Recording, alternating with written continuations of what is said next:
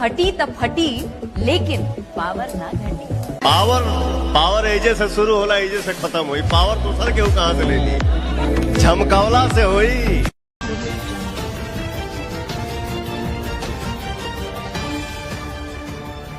नमस्कार, प्रणाम रवा देखल बानी भोजपुरिया दस्तक।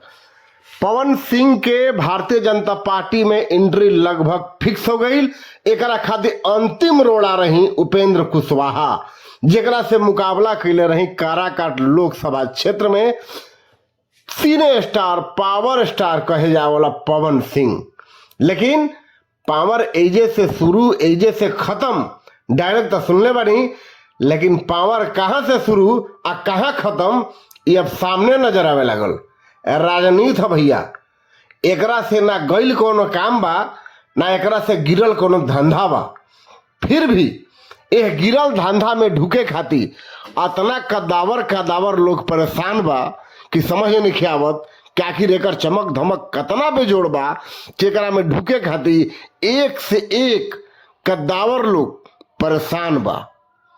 और ये देख ली, मंच पर अकड़ के कहे वाला पवन सिंह कि झमकावला से हुई, पावर एजे से शुरू एजे खत्म। तले ली है फोटो देखिए ला तनी, किस तरह से पावर शुरू है, किस तरह से पावर खत्म बा। भारतीय जनता पार्टी में एंट्री के सबसे बड़ा रोड़ा उपेंद्र कुशवाहा बननी। ये बात पवन सिंह के तब समझ में आई जब भारतीय जनता पार्टी में एंट्री के लेके सारा रास्ता एकदम क्लियर हो गई। तब बिहार के प्रभारी विनोद तावड़े जी कहनी कि बगैर उपेंद्र कुशवाहा से मिलले, क्षमा मंगले, सॉरी भी ना कहले भारतीय जनता पार्टी का एनडीए के कोनो दल में एंट्री ना हो सकेला। सोची, उपेंद्र कुशवाहा के पावर समझी और काराकाट के लोग के मूर्खता समझी कि उपेंद्र कुशवाहा लेखा आदमी के इग्नोर कर दिलस, एगो नचनिया बजनिया के फेरा में पड़ के इस तरह से जनता के माने वोट के तवहीन भइल। एक तरह से का जरूरत रहे लोग के पवन सिंह के वोट दिला के। इस तरह से जब करे के रहे तब पवन सिंह से बेहतर उपेंद्र कुशवाहा जी तो रहतन, मंत्री बन रहतन भाई, काराकाट के सम्मान बढ़ रहे।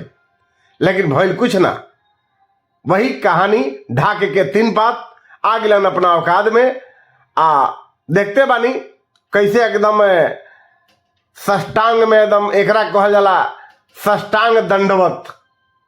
अब सष्टांग दंडवत मतलब लौट के ना भइल, लेकिन इहो उहे कहल जी, ठेहुनिया गइलन पवन सिंह।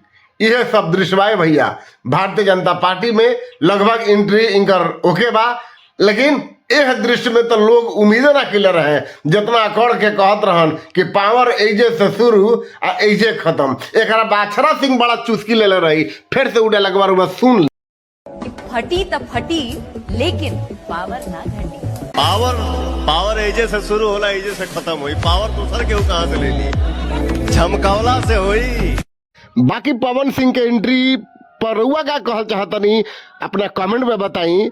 इनका टिकट भोजपुर में मिले जा रहा बा, कौना सीट से मिली इहो रुआ जानतनी। बाकी देखत रही भोजपुरिया दस्तक।